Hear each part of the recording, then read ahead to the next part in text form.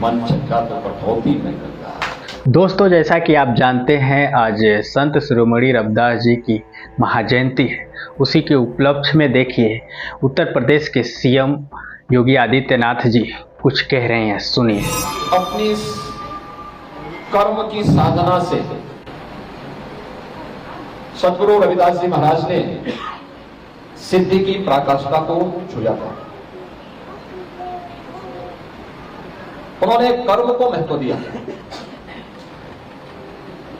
और उसके लिए उन्होंने कहा, सर्व कई ईश्वर जानी के, यानी सर्व को ही ईश्वर जान करके जो पूजे दिन रेन, यानी जो दिन और रात उसको भजन करता है उसी को सिद्धि प्राप्त होती है, वही सफलता प्राप्त कर सकता है।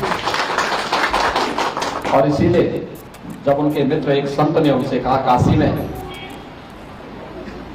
कि चलो गंगा स्नान करके आते हैं, दोनों मित्र थे, नियमित रूप से गंगा स्नान करने जाते थे, लेकिन उन्होंने आकर कहा, उन्होंने कहा कि नहीं देखो, एक आना ये मेरी तरफ से मां गंगा को भेंट कर देना, मेरे पास आज जूता सीने का काम ज्यादा है, मैं इस काम को निपटाने के बाद ही जा पाऊंगा।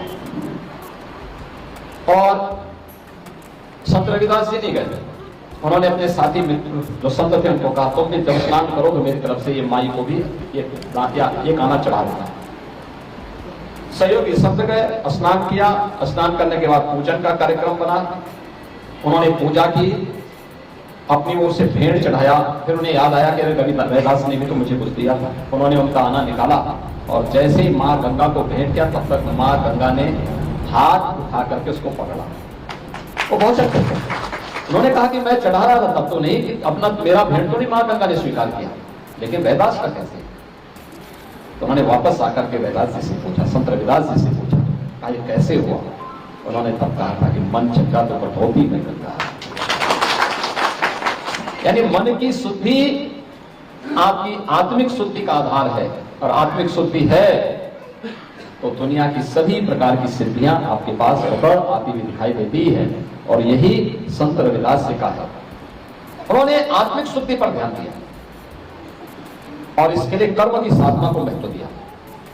कर्म की साधना, जिसके बारे में हमारे शास्त्र लगातार एक ही प्रेरणा देते हैं, कर्म प्रधान व्यवस्था को सदैव महत्व दिया है। श्रीमद् भगवद गीता भी इसी बात को कहती है, कर्मण्येवाधिकारस्ते मां फलेषु कदाचन। कर्म प्रधान विश्व को राखा, जो जस करहि सो तस फल चाखा। जो जैसा करेगा वैसे फल प्राप्त भी करेगा।